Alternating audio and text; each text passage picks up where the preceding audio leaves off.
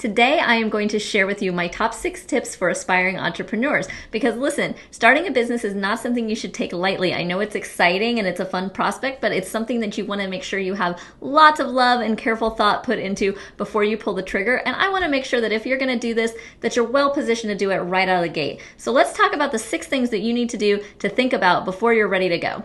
Okay, starting with number 1, I want you to check in with yourself about exactly why you want to do this. Because listen, this motivation to start this business is going to need to come from deep inside you. If you are doing it because anybody else told you it was a good idea, or because you tried to get a job and you were struggling and so you thought you might as well just try working for yourself, or because your dad was an entrepreneur and just thought that, you should be one too, or other people told you should work for yourself, or you really want to be a rock star or write a book or something like that, but you decided that you could start a business and raise the money to do that. Those are all terrible, terrible reasons to go into business for yourself. And please don't do it if that's the motivation. Because going into business is not an easy thing to do. It is not a default option. It is not something that you just want to do just because it seems like, something to try. Going into business is hard. You need to take it seriously. And if you want to do it, I want to make sure that that motivation is coming from within you, because there's something that you're passionate about. There's a need that you've identified in the world, and you know that you can help people solve that problem. And you can make money doing it. There's nothing wrong with wanting to make money. That's great. But I want it to be both. Ideally, it's both something that you really want to do, really love to do, and can really provide, and it's something that's going to help make you money and secure the life you want. If that's not why you're doing it, think really, really hard before you start one. All right. Number 2, I want you to be considering your long-term life goals, because a lot of entrepreneurs fall into the trap of thinking that their business is their entire life. And that can cause all kinds of psychological and life problems that we don't have time to go into now.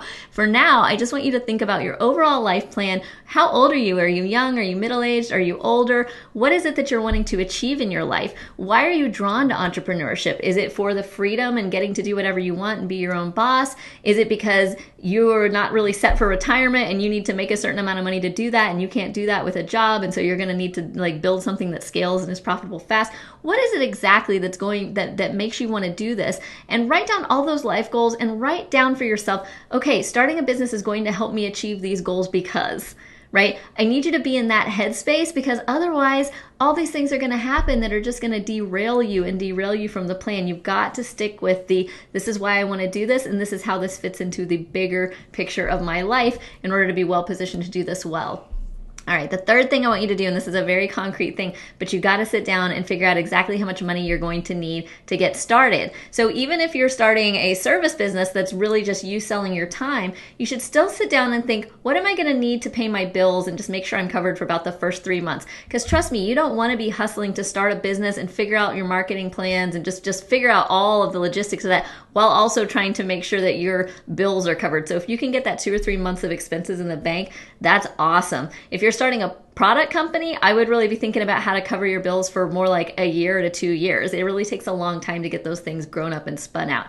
Now listen, if you've got a partner or a family member or somebody else that's willing to cover your bills while you do this, God bless you, good for you. I won't knock it. I think that's fantastic. Great. I just want to make sure that you have a notion that these things are covered so that you can create the time and space for yourself to really think strategically about what you need to do in the business. And obviously, if you're starting from a product business or something like that, you're going to need to also write down all of those startup costs in terms of manufacturing, storage, fulfillment, all of that stuff. So just make sure you have a really concrete idea of what you're going to need realistically, and then look at it and say, okay, is that something I really am committed to making sure that I have, so that I can do this, so that I'm not panicking while I do it? Because guys, when you're panicking, you're not making the logical, rational decisions that you need to be making in order to run and scale a business. All right. The 4th thing I want you to do is start working on your mindset. And when I say mindset, we're going to stay in a good, happy, clear, productive mood. This is a muscle, right? This is something we can learn to do, something we can exercise. And so really just take note of what pulls you back up when you're feeling down, right? Do you need to sleep more? Do you need to eat more? Do you need to exercise? Do you need to call a friend or a lover or a partner, or do you need to give one of your kids a hug or walk your dog? What is it that's going to make you feel better when you get dragged down?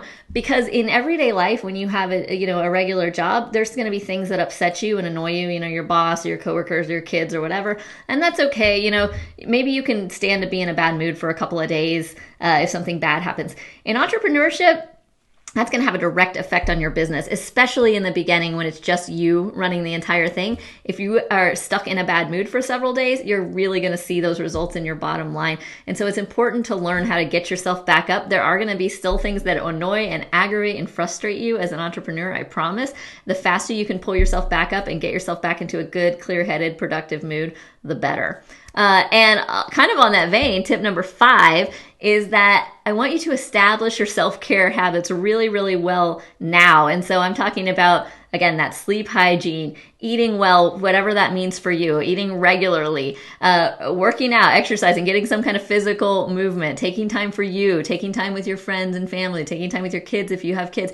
Get all that stuff in line, because if you don't and you aren't really prudent about making sure all of that happens, as soon as you start a business, it's going to go all out the window. There's a reason that there's a stereotype of the entrepreneur that works all the time and has no time for anything else and lets everything else go. That's because a lot of people actually do that. I don't want you to do that. That is not setting you up for long-term success. So get those habits in order now and commit to keeping them even after you start a business.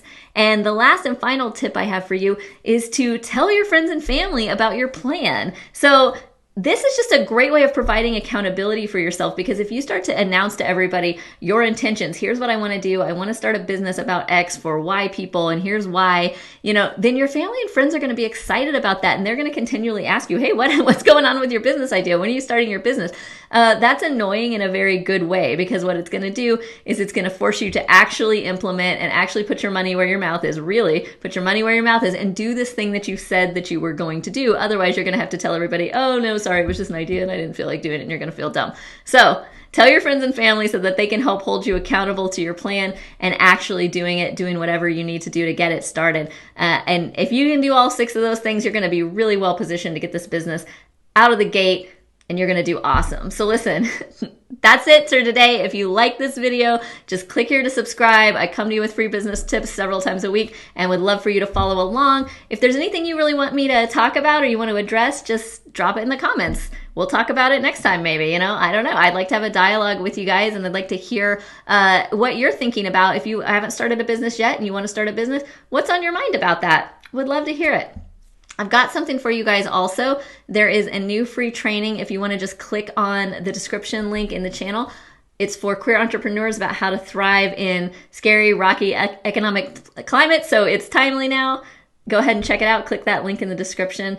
Would love to hear what you think about that too. So listen, I know you can do this. This is daunting, but I know you got it. Get out there, let it shine, and we'll talk to you next time.